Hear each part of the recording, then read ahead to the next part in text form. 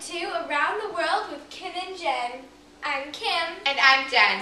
Today's story is about an American man building schools in Pakistan. His name is Greg Mortensen. In a way, it was luck when he lost his way climbing K2, the second highest mountain in the world. When he found his path again, he was in Corfu, a little Pakistani village not on any maps. The children there held school under a big tree because the village could not afford a building. The teacher only came 3 times a week, and the kids had to practice what they had learned the 2 that he was not there. Life in Corfu was very hard. There was very little money, and children had to work hard on farms for most of the day. Greg wanted to thank Corfu for their hospitality, so he decided to build them a school. He went back to America to raise money to hire teachers and buy supplies like pencils, paper, and textbooks.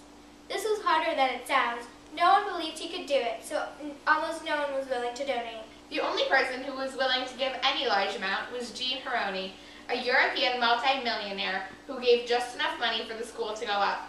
Jean donated to the school because he had leukemia and wanted to feel like he'd achieved something important before he died. Thanks to Jean, the Corfu school could begin construction. The men in the village worked very hard so their children would have a safe place to learn.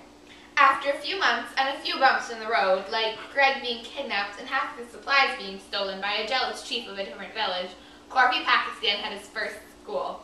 This is a finished project. We'll be right back after this. Thousands of children in dozens of countries across the globe are not getting a good education. Many of these kids can't go to school because they can't afford to buy a uniform or supplies. Many of these villages can't even afford the $1 a day that teachers get paid. You can help change this. Simply by donating a few pennies, you can help a child in a poor country purchase pencils or some paper. As Greg Mortensen says, books, not bombs. Welcome back. Greg was inspired by the Corfu success and set out to give Pakistan more schools. After his first success, Greg went out and talked to people after his mission. Now that he had proved himself, people were more willing to listen. During the process of building schools, he had many more experiences of Pakistan's culture.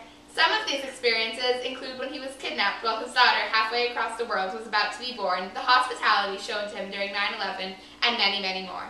But Greg still needs funds to help him keep educating children. If you want to donate money to help Greg with his goal of educating poor children across the globe, you can visit www.penniesforpeace.org/donate. Thanks for watching Around the World with Kim and Jen.